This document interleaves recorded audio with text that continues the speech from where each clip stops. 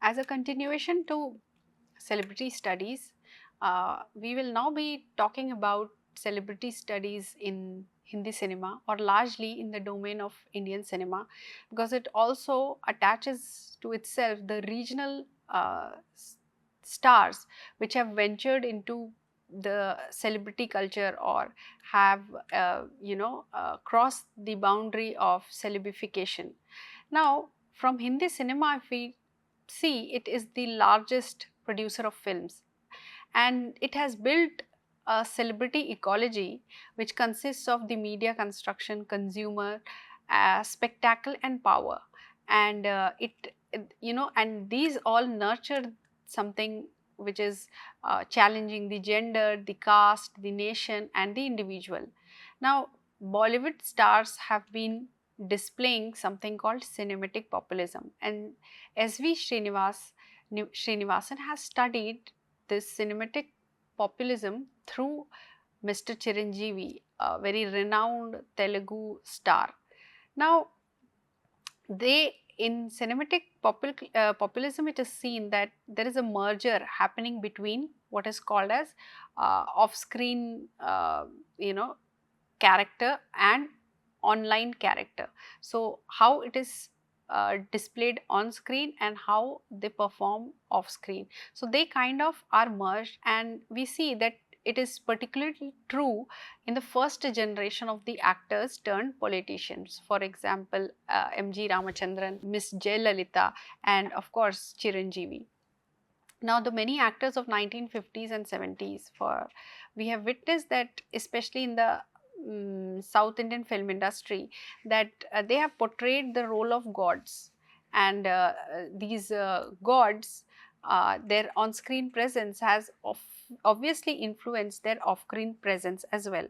So, we see that people like N.T. Ramarao, who has played the role of Tirupati Balaji, then there is Shivaji Ganeshan playing the role of Lord Shiva, and then there is Arun Govill, who featured as Ram in the epic serial Ramayana, directed by Ramanand Sagar.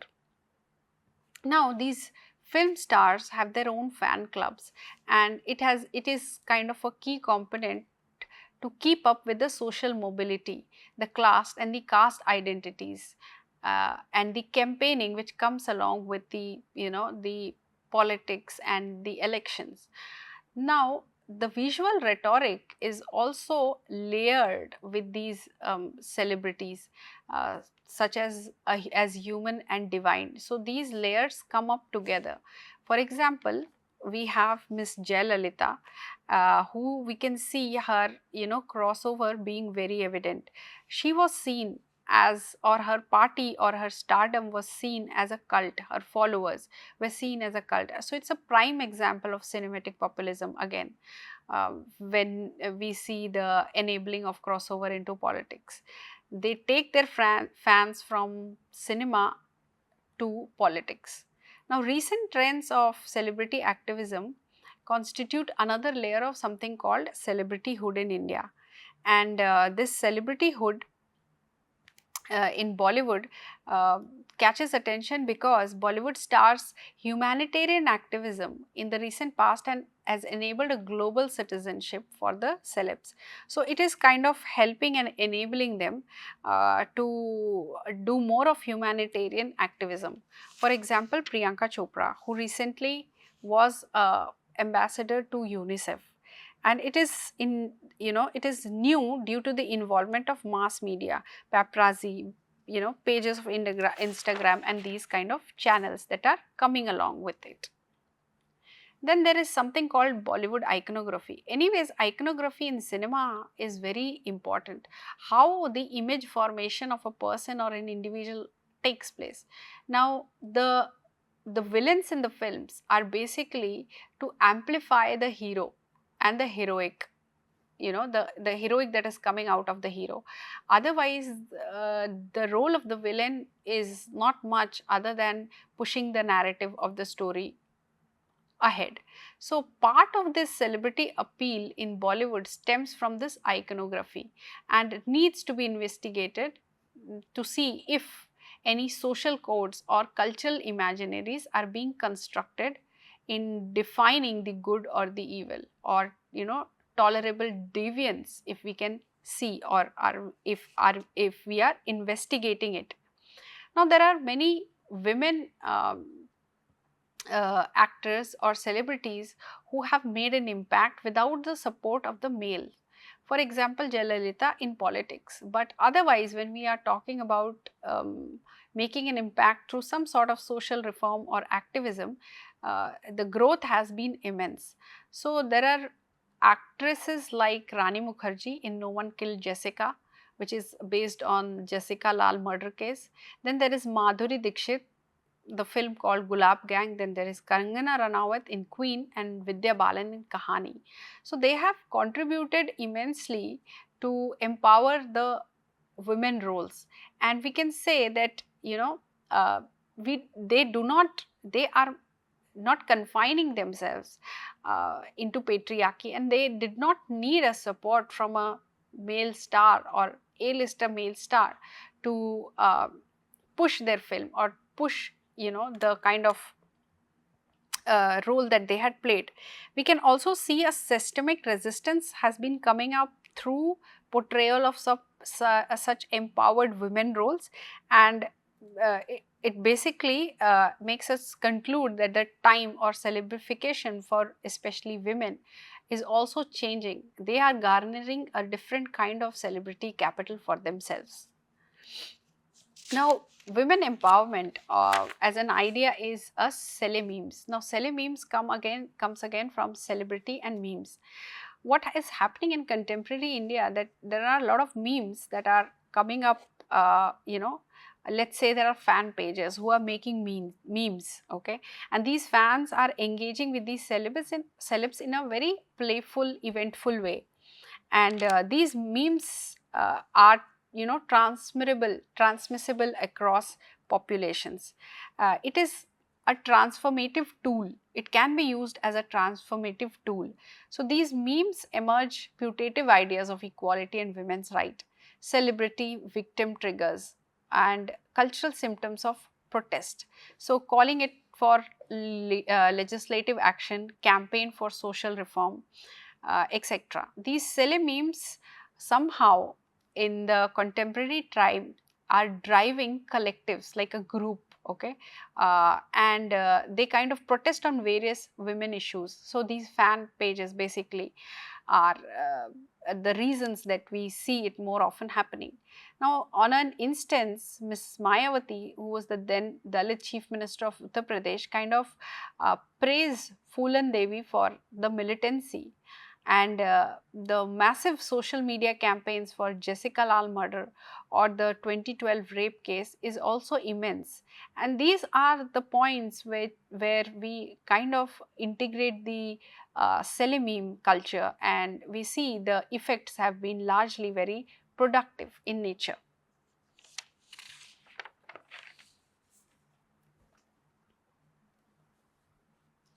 These cel-memes we see are also presenting or representing this collective aspiration, and this collective aspiration, it serves as cultural instruction and frame of interpretation for various women centered issues, including the representation of women and Hindi cinema. So since it is beginning from the industry, we in a roundabout manner again go back, other than representing the women's issues largely, it is again questioning the kind of representation women have got in the Hindi cinema and also in Telugu cinema, for instance.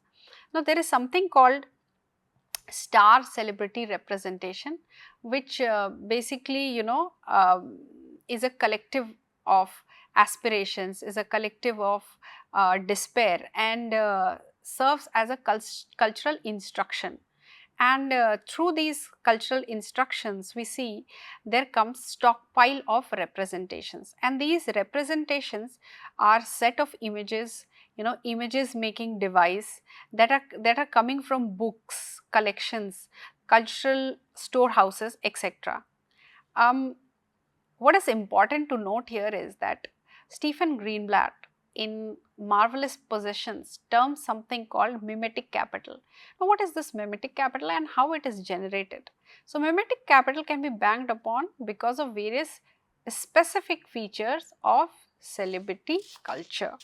Now, when we are banking upon this idea of what we call as mimetic capital, someone is mimicking, you know, an individual or a group is mimicking, generating memes, and that becomes a capital. It acts as a celebrity capital.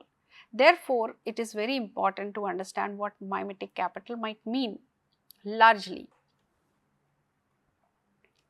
Consequently, the aura and the enhancement and the illusion around celebrity no longer requires star presence as a corporeal reality. Now, there are two types of entities.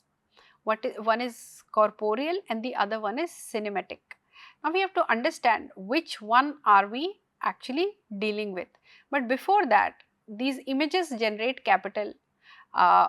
It can, be created often through media representations or fan cultures, and they generate capital like economic and cultural capital, two kinds, and endless mimesis is at the heart of the process. The images can, generate a lot of what we term as capital, and these stars kind of draw upon the mimetically minded as models. They are called mimetically mind models.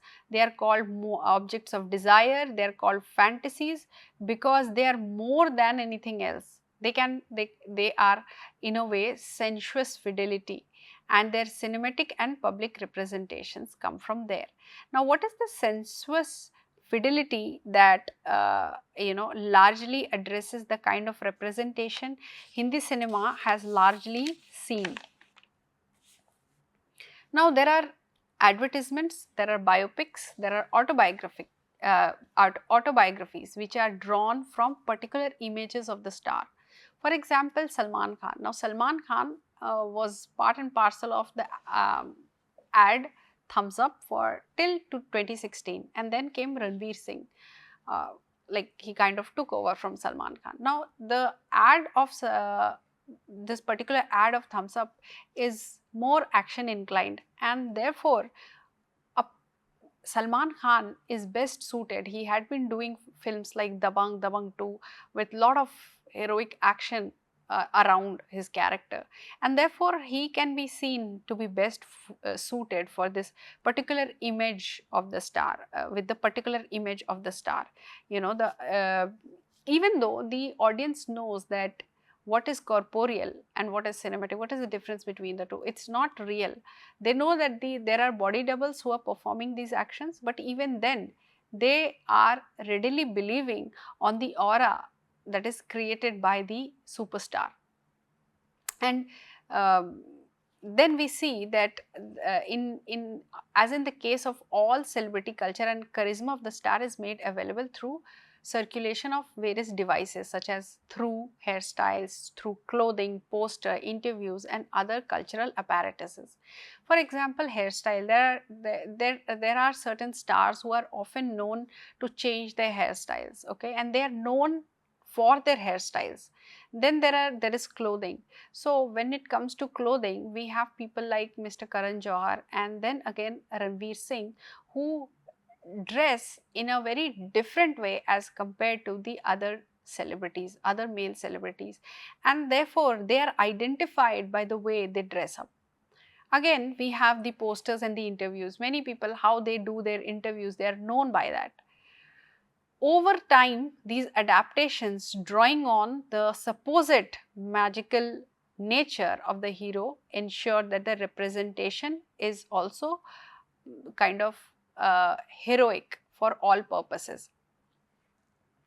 Now, what this means is that when they are adapting or drawing on this magical nature, they also ensure that representation of the heroic is retained in all purposes, in all kinds of purposes that it's going to undergo or has undergone. They make it sure that it happens. The magical nature is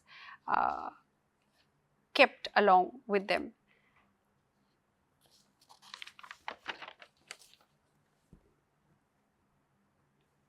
Now this coming back to mimetic capital of films, advertisement and bioscopes, there is something called um, you know sensuous fidelity, which is generated through advertisements, bioscope, biopics, etc. And there's a condition between fidelity and fantasy, which brings in what we call as sensuous fidelity. And where the copy or mimetic version draws so much power from the original, especially in the case of biopics. So, in the biopics you see, they are drawing the power from the original. Mimetic is like you're just mimicking in a way, right? So, the mimetic version is drawing from the original and making it like, so powerful like the original itself. For example, in Bhag Milka Bhag, we had not anticipated Farhan Akhtar to do a role of Milka Singh in that particular movie. There are other certain film stars who have portrayed miraculously, especially in biopics, like especially the sports biopics, in the section of sports biopic. And then moving on to sensuous fidelity, what it relies on is two kinds of bodies. One is corporeal and the other is cinematic, and it is a hybrid of the two that circulates publicly. So, it is not like if there is a star, only one kind of body, which is the fake or the mimetic, that is circulating. No, it is also the cinematic. Especially it's kind of a hybrid. It is like a mixture of the two that circulates publicly, even when the actor appears in the flesh. Like in reality, when the actor is appearing in front, the aura or the mix or the hybridity of the corporeal and cinematic still exists along with them.